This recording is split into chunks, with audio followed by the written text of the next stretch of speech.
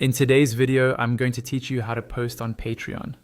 First, make sure you're logged into your Patreon creator account, then head over to your main creator dashboard. This is usually the page you see right after you sign in, where you can view your posts, income, and audience. Take a second to let the page fully load so that all the options appear correctly. Once you're on your dashboard, look towards the bottom left corner of the screen.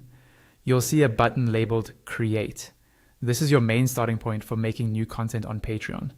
Go ahead and click on Create. A small menu will pop up with different options. From that menu, select Post. This opens up the post editor, which is where you'll build everything your audience is going to see.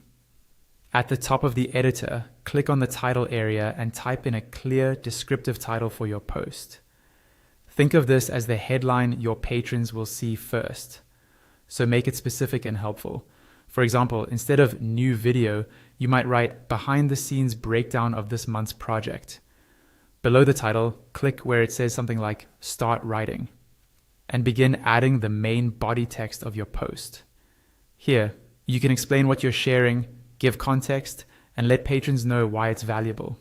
Write in your own voice and be as clear as possible, especially if you're linking to downloads or explaining how to use what you're sharing.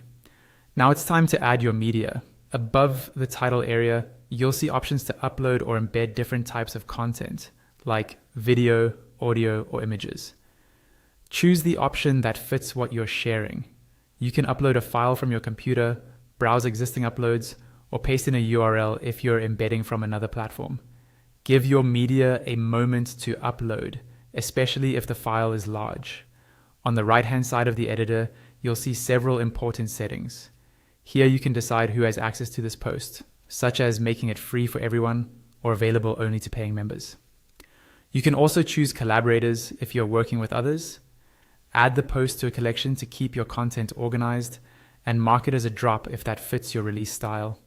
This panel is also where you can schedule a publish date if you want the post to go live later, toggle comments on or off, and add tags to help patrons find related content more easily.